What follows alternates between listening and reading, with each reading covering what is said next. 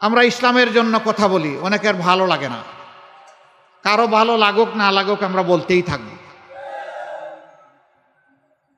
জামাতে ইসলামী, তাবলিগি জামাত, কওমি মাদ্রাসা, আলিয়া মাদ্রাসা সব মিলেই আমাদের এক আল্লাহ, সব মিলেই আমাদের এক নবী, সবাই আমরা সাহাবায়ে কেরামের অনুসারী, সবাই মিলেই আমরা এক আল্লাহর উপর ঈমান এনেছি। এখান থেকে কেউ আমাদেরকে ঠলাতে পারবে না।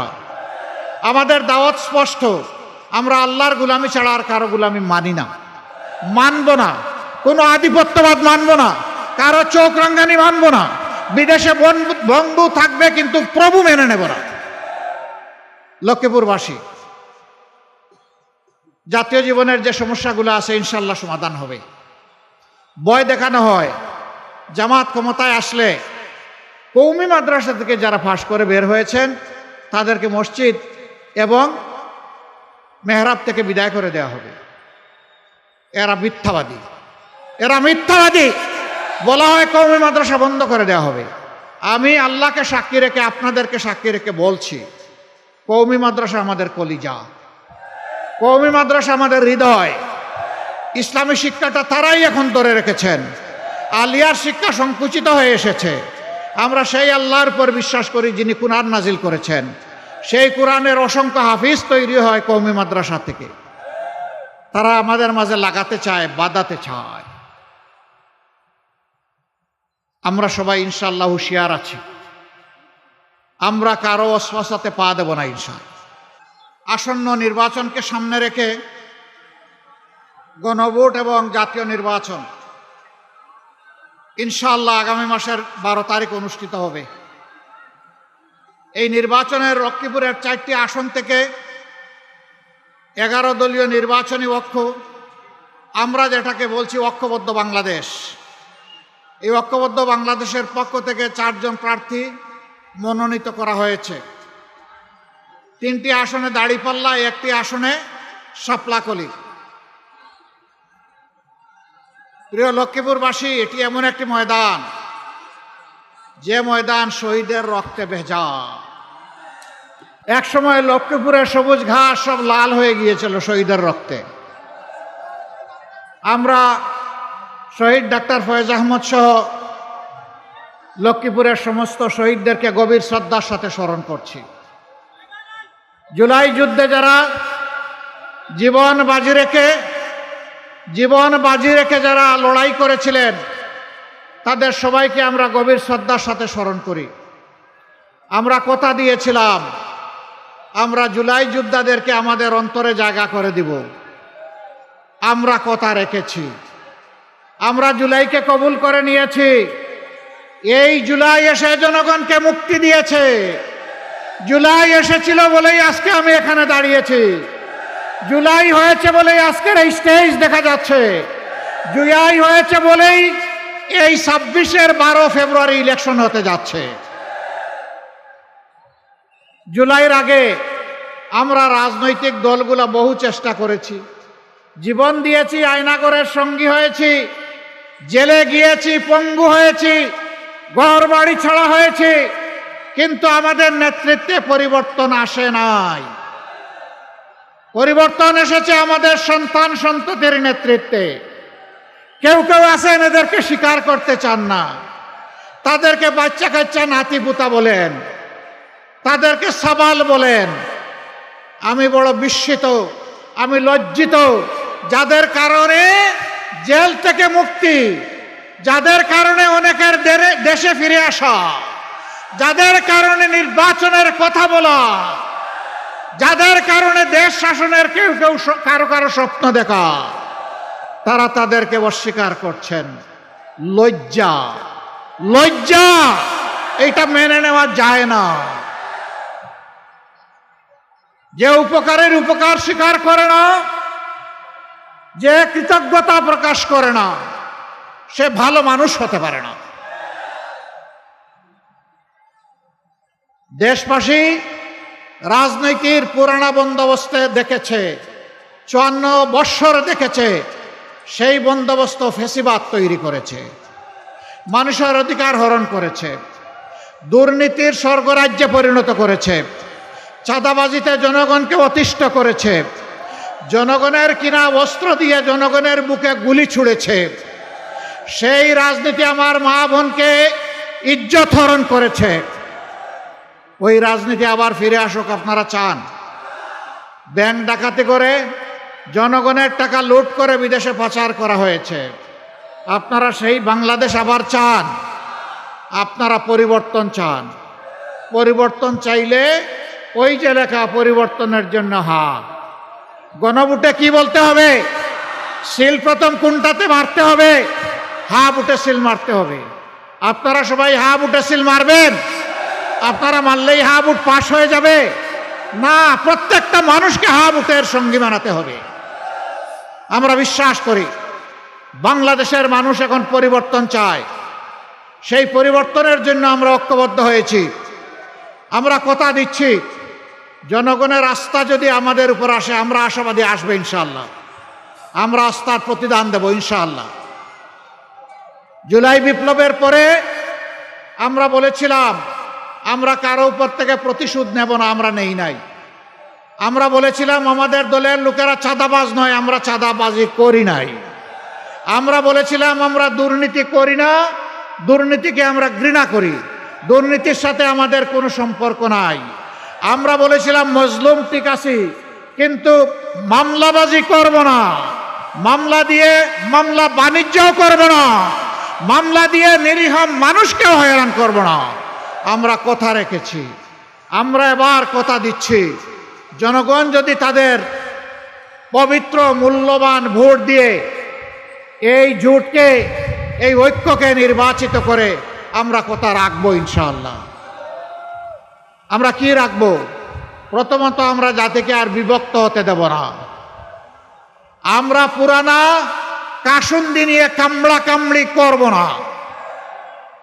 আমরা পিছনের দিকে দৌড়াবো না। আমরা যুবকদের স্বপ্নের অগ্রগামী বাংলাদেশ দেখতে চাই।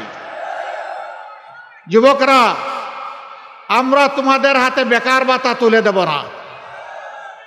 তোমরা বেকার ভাতা পাওয়ার জন্য কোনো দাবি জানাও নাই। আমরা বেকার ভাতা দিয়ে তোমাদেরকে অপমানিত করতে চাই না। আমরা তোমাদের হাতগুলোকে দক্ষ কারিগরের হাত হিসাবে গড়ে তুলব ইনশাআল্লাহ। প্রত্যেকটি হাতে আমরা ইনশাআল্লাহ মর্যাদার কাজ তুলে দেব। সেদিন প্রতিটি যুবক গর্বের সাথে বলবে, আমি বাংলাদেশ। আমাকে দেখে বুঝে নাও বাংলাদেশ কি জিনিস। আমরা সেই বাংলাদেশটি গড়ে দিতে চাই। আমরা বাংলাদেশের নেতৃত্ব যুবকদের হাতে তুলে দিতে চাই। প্রস্তুত আছো যুবকরা? প্রস্তুত হয়ে যাও। যেইভাবে স্বৈরাচার তাড়ানোর জন্য সেদিন গর্জে উঠেছিলে, বাংলাদেশ গড়ে দেওয়ার জন্য সেইভাবে দাঁড়িয়ে যাও। আমরা সেই বাংলাদেশ তোমাদের হাতে তুলে দেব ইনশাআল্লাহ। আমাদের এই 11 দলীয় ঐক্য, যেটা নির্বাচনী ঐক্য, সেই ঐক্যে এবার 62% ক্যান্ডিডেট হচ্ছে যুবক। তাহলে বার্তা দিচ্ছি আমরা জাতিকে, এই দেশ হবে আগামীতে যুবকদের বাংলাদেশ ইনশাআল্লাহ। প্রিয় এলাকাবাসী, এই আন্দোলনে যুবকরা যেমন লড়াই করেছে, আমাদের মেয়েরাও সমান তালে লড়াই করেছে। বরঞ্চ জুলাই শক্তি পেয়েছিল 15 জুলাই যখন ঢাকা বিশ্ববিদ্যালয়ে আমাদের কলিজার টুকরা মেয়েদের গায়ে হাত দেওয়া হয়েছিল, জুলাই সেদিন শক্তি ফিরে পেয়েছিল। মেয়েদের গায়ে হাত দেওয়াকে জাতি মেনে নিতে পারে নাই। মুগর বাহিনী, হাতুড়ি বাহিনী, লাঠিয়াল বাহিনী সব কিছুকে যুবক যুবতীরা ব্যর্থ করে দিয়েছে। এখন সেই একই প্রবণতা দেখতে পাচ্ছি। এক সময় যারা মজলুম ছিলেন, তারা কেন জালিমের ভূমিকায় অবতীর্ণ হবেন আমরা বুঝতে পারি না। জায়গায় জায়গায়, বিভিন্ন জায়গায় মাদেরকে ডিস্টার্ব করা হচ্ছে। তারা এদেশের নাগরিক, তাদের অধিকার আছে ভোট চাওয়ার, তাদের অধিকার আছে তাদের আদর্শ নিয়ে ভোটারদের কাছে যাওয়ার। আপনি আপনার আদর্শ নিয়ে যান, আপনি চান, আমরা বাধা দেব না। আপনারা একদিকে বলছেন মায়েদের হাতে আপনারা দিবেন ফ্যামিলি কার্ড, আরেকদিকে সেই মায়ের গায়েই দিচ্ছেন আপনারা হাত। আপনারা মাদেরকে কিভাবে দেখবেন এখনই বোঝা যাচ্ছে। মর্নিং শোজ দ্য ডে, সকালের সূর্য দেখে বোঝা যায় সারাদিন কেমন যাবে। বুটের আগের হালত দেখে বোঝা যায় কেউ নির্বাচিত হলে আগামীটা কেমন হবে। মনে রাখবেন, সেদিন যেমন ঢাকা বিশ্ববিদ্যালয়ের আমাদের মেয়েদের গায়ে হাত দেওয়াকে জাতি ক্ষমা করে নাই, গর্জে উঠেছিল, ফুঁসে উঠেছিল। আজকেও মেয়েদের গায়ে হাত দিচ্ছেন, নিজেদের কবর রচনা করবেন। আমরা অনুরোধ করব, মেয়েদের গায়ে হাত দিবেন না, মেয়েদেরকে অপমান করবেন না, কারণ আপনারও মা আছেন। আপনার মাকে সম্মান করুন, তাহলে আপনি সারা দেশের মাদেরকে সম্মান করতে পারবেন। আর যে নিজের মাকে সম্মান করতে জানে না, এদেশের একজন নারীও তার কাছ থেকে সম্মান আশা করে না। আপনারা দেখেছেন, মাথা গরম হওয়ার কারণ আছে। এখন নারীরা তাদের নিরাপত্তার জন্য এই জুটকে, দাড়িপাল্লা মার্কাকে তারা বেছে নিতে চায়। একজন তরুণী তার পছন্দের পোশাক পরে তিনি বের হয়েছেন। একজন সাংবাদিক মাঝে মধ্যে ওই যে রিয়াকশন নেয়, ভোট দিবেন কারে, তো তারা জিজ্ঞেস করেছে আগামীতে রাষ্ট্র ক্ষমতায় কাকে দেখতে চান। তিনি বলেছেন জামাত। কেন? বলে যে জামাত আসলে দেশটা ঠিক হবে। আপনার এই পোশাক তো আপনি পরতে পারবেন না। পরবো না।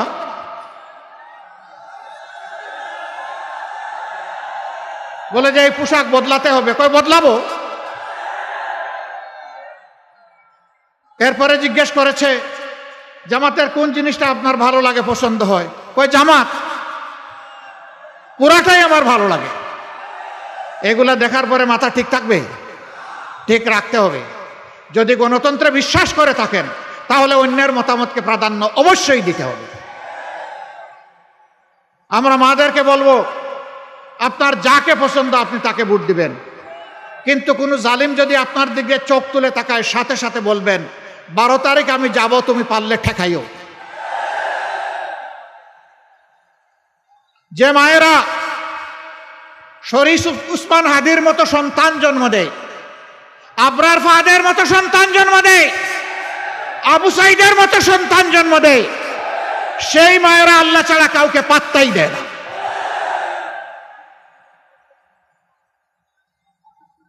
তারা বিতির রাজ্য কায়েম করতে চায়।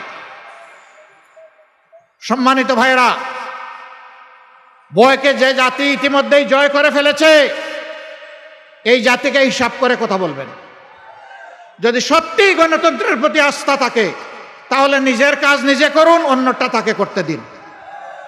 হ্যাঁ, কোনো প্রার্থী এবং তার সমর্থকেরা যদি নির্বাচনী আচরণবিধি লঙ্ঘন করে, তাহলে আপনি কে? আপনি এই অথরিটি যারা আছে, নির্বাচন কমিশনকে বলুন, রিটার্নিং কর্মকর্তাকে বলুন, অ্যাসিস্ট্যান্ট রিটার্নিং কর্মকর্তাকে বলুন, সরকারকে বলুন, কিন্তু আমাকে বাধা দেওয়ার আপনি কে? ইতিমধ্যে বাধার লক্ষণ আপনারা দেখতে পাচ্ছেন। ঢাকার রাজপথে আমাদের কলিজার টুকরো বিপ্লবের প্রতীক হাদিকে হত্যা করা হয়েছে। শেরপুর জেলা একটি উপজেলা জামাতের সেক্রেটারি মৌলানা রেজাউল করিমকে হত্যা করা হয়েছে নির্মমভাবে। হত্যা করে কারো গতি থামাতে পারবেন না। যেই দলের নেতারা আসতে আসতে ফাঁসির তক্তার উপর দাঁড়াতে থাকে, তাদেরকে ভয় দেখান। ভয় আমরা আল্লাহ ছাড়া কাউকে করি না।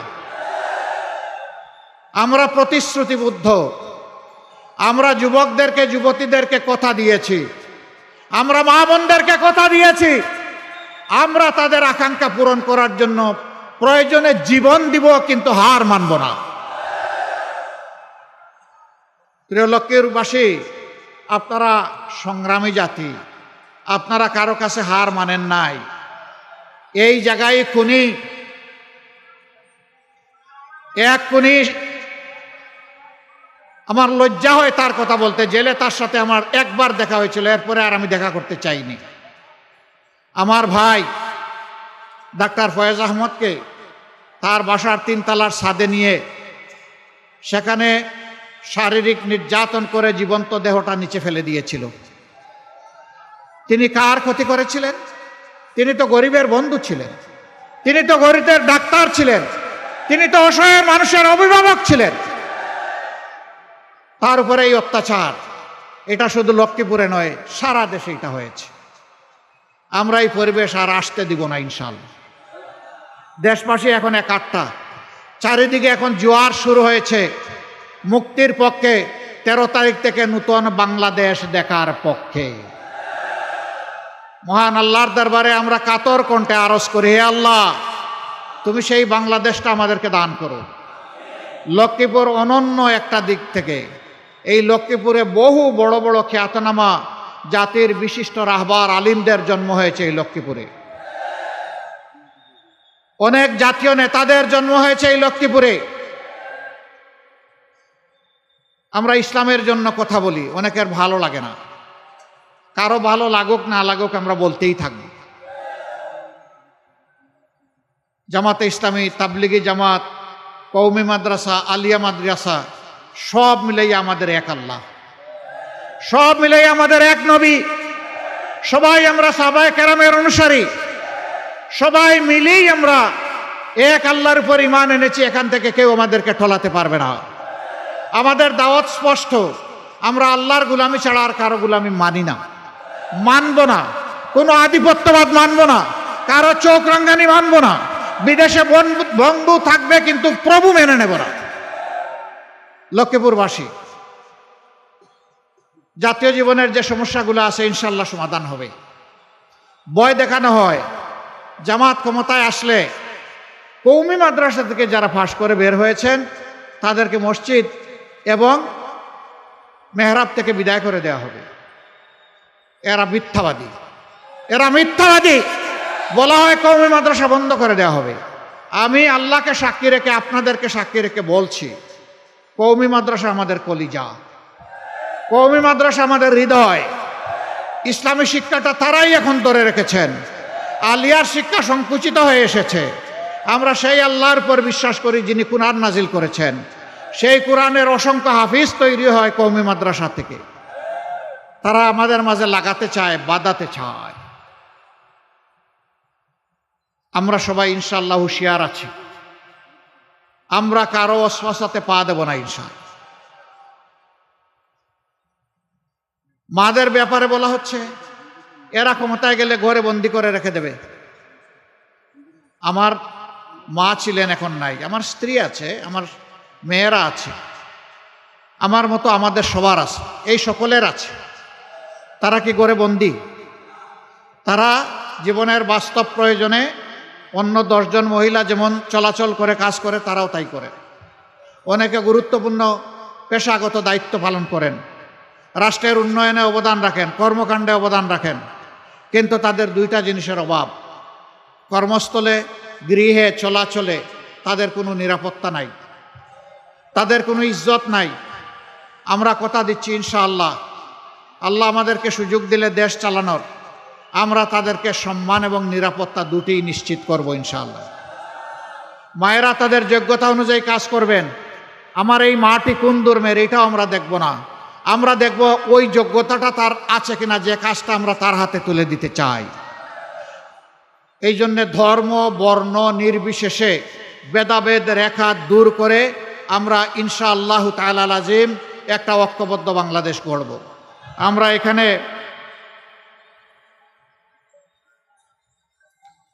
এখানে কোনো বেশকম করব না। এক ভাই স্লিপ দিয়েছেন, লক্ষ্মীপুরে ধর্মীয় ব্যাপারে কথা বলা সমস্যা। কে বলল আপনার সমস্যা? নবী করিম সাল্লাল্লাহু আলাইহি ওয়াসাল্লাম কি বলতে চেয়েছেন?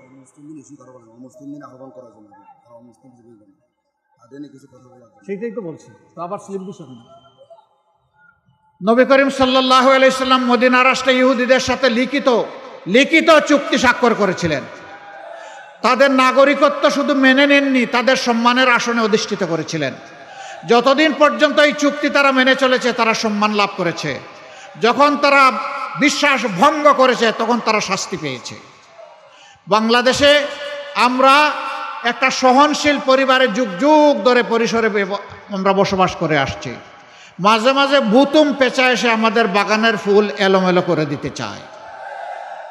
আমরা কথা দিচ্ছি সকল ধর্মের বর্ণের মানুষকে আমরা বুকে নিয়েই চলবো ইনশাআল্লাহ। কাউকে আমরা ফেলে দেব না। সবার যথাযথ মর্যাদা নিশ্চিত করা হবে। সকল ধর্মের ধর্মীয় অনুষ্ঠান পালন তাদের জন্য নিরাপদ করা হবে। কেউ এখানে হাত দেওয়ার, চোখ তুলে তাকানোর সুযোগ পাবে না। মুসলমানরা মুসলমানদের উপাসনা করবে, অন্য ধর্মের লোকেরা তাদের উপাসনা করবে। তাদের উপাসনায় বাধা দেওয়ার এখতিয়ার কারণেই আমরা অতীতে যা হয়েছে, এই কাজ যারা করেছে তাদের কোনো বিচার হয় নাই। আমরা কথা দিচ্ছি এদেরকে বিচারের আওতায় আনা হবে। দোষ দেওয়া হয়েছে আমাদের উপর।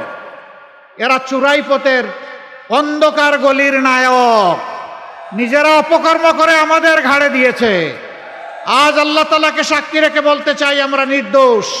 আমরা এই অপকর্মের সাথে কখনো জড়িত ছিলাম না। আমরা তাদেরকে খুঁজে বের করে যারা ক্ষতিগ্রস্ত হয়েছে তাদের মুখ থেকেই তাদেরকে ডকুমেন্টেড করে বিচারের মুখোমুখি করব ইনশাআল্লাহ।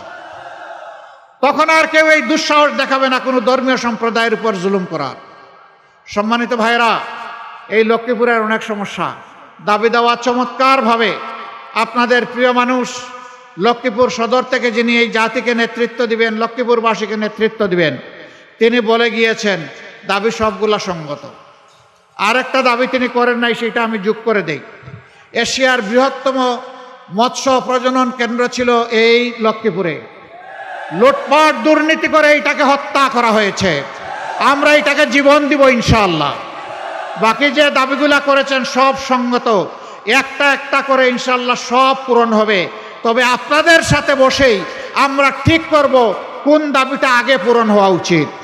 যেটা আপনারা বলবেন সেটাই হবে। আপনাদের অর্থের পাই পাই হিসাব আপনাদের কাছে তুলে ধরা হবে। মেঘনা নদীর বাঁধ নির্মাণ সম্পর্কে বলা হয়েছে বাজেট আসে পেটের ভিতরে চলে যায়, নদীর পারে যায় না। আমরা নদীর পারে সেই বাজেট নিয়ে যাব ইনশাআল্লাহ। কারো পেটের ভিতরে ওভাবে ঢুকতে পারবে না। হ্যাঁ, ঢুকবে যারা সেখানে কাজ করবে, সেই সমস্ত কর্মচারী কর্মকর্তারা তাদের ন্যায্য পাওনা পাবে। কেউ চুরি করতে পারবে না। অতীতে রাষ্ট্রের সম্পদ চুরি করে বিদেশে যারা পাচার করেছে, আমরা কথা দিচ্ছি আল্লাহ আমাদেরকে দায়িত্ব দিলে আপনাদের বুটে ওদের পেটের ভিতরে হাত ঢুকিয়ে বের করে আনবো ইনশাআল্লাহ। এই অর্থায়নে রাষ্ট্রীয় কোষাগারে যোগ করা হবে। ন্যায্যতার ভিত্তিতে বাংলাদেশে উন্নয়ন করা হবে ইনশাআল্লাহ। কারো প্রতি কোনো বৈষম্য করা হবে না। প্রধানমন্ত্রীর বাড়ি কোথায় ওটা দেখা যাবে না, বরঞ্চ কোন এলাকা সবচেয়ে বেশি বঞ্চিত সেইটাই আগে চিহ্নিত করা হবে ইনশাআল্লাহ। বিচারের ব্যাপারে আমাদের কথা সাফ। আমরা সমাজে ন্যায় বিচার কায়েম করতে চাই। শিশু থেকে আবাল বৃদ্ধ বনিতা সকল ধর্ম বর্ণ মানুষের জন্য একই বিচার। একজন সাধারণ মানুষ যেই অপরাধ করলে তাকে বিচারের মুখোমুখি করে শাস্তি দেওয়া হবে, একই অপরাধ দেশের প্রধানমন্ত্রী কিংবা রাষ্ট্রপতি যদি করেন তাদেরকে ছাড় দিয়েই বিচার কথা বলবে না। একই বিচার তাদের জন্য আরোপ করা হবে। কোনো দায় মুক্তি নাই, কোনো ইম্পিউনিটি নাই। অপরাধ অপরাধী, যিনি অপরাধ করেছেন শাস্তি তাকে পেতেই হবে। এগুলা যারা ভয় করে তারা জনগণের এই উত্তাল সমুদ্রকেও ভয় করে। আজকে শুধু লক্ষ্মীপুরে না, সারা বাংলাদেশে ন্যায় ইনসাফের পক্ষে গণজোয়ার সৃষ্টি হয়েছে ইনশাআল্লাহ। হা বুটের পরে 12 তারিখ 11 দলের যার যেখানে দেওয়া হচ্ছে সেইটাকে জয়ী করার মাধ্যমে জনগণের সরকার কায়েম হবে ইনশাআল্লাহ। আমরা বলেছি আমরা জামাতে ইসলামীর সরকার কায়েম করব না। আমরা বলেছি আমরা জামাতে ইসলামীর বিজয় চাই না। আমরা বলেছি জনগণের সরকার কায়েম করতে চাই। আমরা বলেছি 18 কোটি মানুষের বিজয় চাই। সেই বিজয় আমরা নিশ্চিত করতে চাই মহান আল্লাহ তাআলার সাহায্যে বিইজনিল্লাহ। প্রিয় লক্ষ্মীপুরবাসী, আজকে যে কথাগুলো আপনাদের এখানে বলে গেলাম এটা আপনাদের কাছে আমানত। আমাদের সালাম নিয়ে ঘরে ঘরে ছড়িয়ে পড়ুন। আমাদের ভাই বাবা সবাইকে উদ্বুদ্ধ করুন। আমাদের মা বোনদেরকে উৎসাহিত করুন। তাদেরকে বলুন আপনাদের জন্য আমাদের লড়াই শুরু হয়েছে, এটা শেষ হবার নয়। আপনাদের মর্যাদা যেদিন প্রতিষ্ঠিত হবে সেদিন ফুল স্টপ, সেদিন থামবো, এর আগে আমরা থামবো না। আমি বিশ্বাস করি লক্ষ্মীপুরবাসী এবারকার নির্বাচনে একটি ইতিহাস রচনা করবে। সেই ইতিহাস হবে ন্যায় ইনসাফের পক্ষে, সেই ইতিহাস হবে বাংলাদেশকে চাঁদাবাজ মুক্ত করার পক্ষে, সেই ইতিহাস হবে দুর্নীতিবাজ মুক্ত করার পক্ষে, সেই ইতিহাস হবে অর্থনৈতিক মুক্তির পক্ষে, সেই ইতিহাস হবে বেকারত্বের বিরুদ্ধে। ইনশাআল্লাহ সেই বাংলাদেশ গড়ার জন্য আমি আপনাদের সবাইকে আহ্বান জানাচ্ছি। এবার 4টি আসনের প্রার্থীদেরকে সামনে এনে তাদের হাতে আপনাদের প্রতীক, জনগণের প্রতীক আমি তুলে দিচ্ছি। প্রথমে লক্ষ্মীপুর 1 প্রার্থী যিনি আসেন,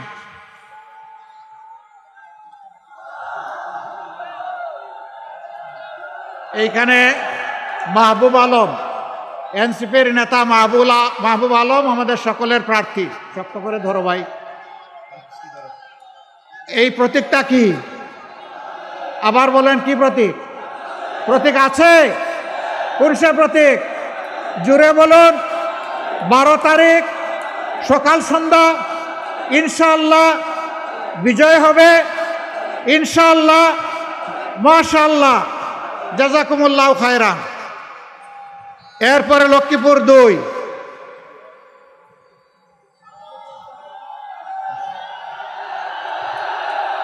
মাশাআল্লাহ মাশাআল্লাহ। ধরেন শক্ত করে, হালকা করে ধরলে জাতির ভার বহন করতে পারবেন না, এখানে শক্ত করে ধরেন। হ্যাঁ, ধরতে হবে শক্ত করে। ইনসাফের প্রতীক মার্কাটাকে ইনশাআল্লাহ, জোরে বলুন। 12 তারিখ সকাল সন্ধ্যা বিজয়ের মালা ইনশাআল্লাহ। মাশাআল্লাহ, জাযাকুমুল্লাহু খায়রান। বিজয় নিয়ে ঘরে ফিরবেন ইনশাআল্লাহ। লক্ষ্মীপুর 3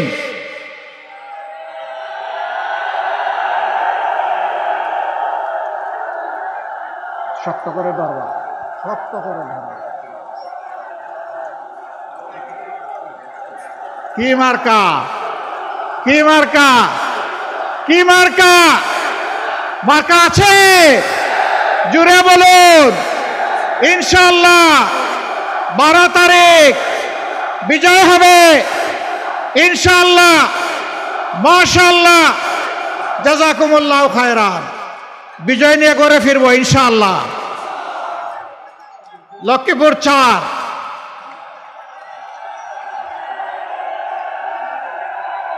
দরিয়া শক্ত করে।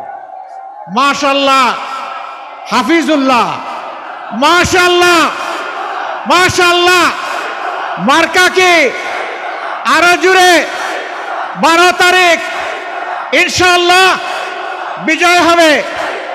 মাশাআল্লাহ, জাযাকুমুল্লাহু খায়রান। আসুন, মহান আল্লাহর নামে ধ্বনি দিয়ে বিজয় নেই। লিল্লাহিত তাকবীর, লিল্লাহিত তাকবীর। ইনকিলাব ইনকিলাব, জিন্দাবাদ জিন্দাবাদ, ইনকিলাব জিন্দাবাদ। আসসালামু আলাইকুম ওয়া রাহমাতুল্লাহ।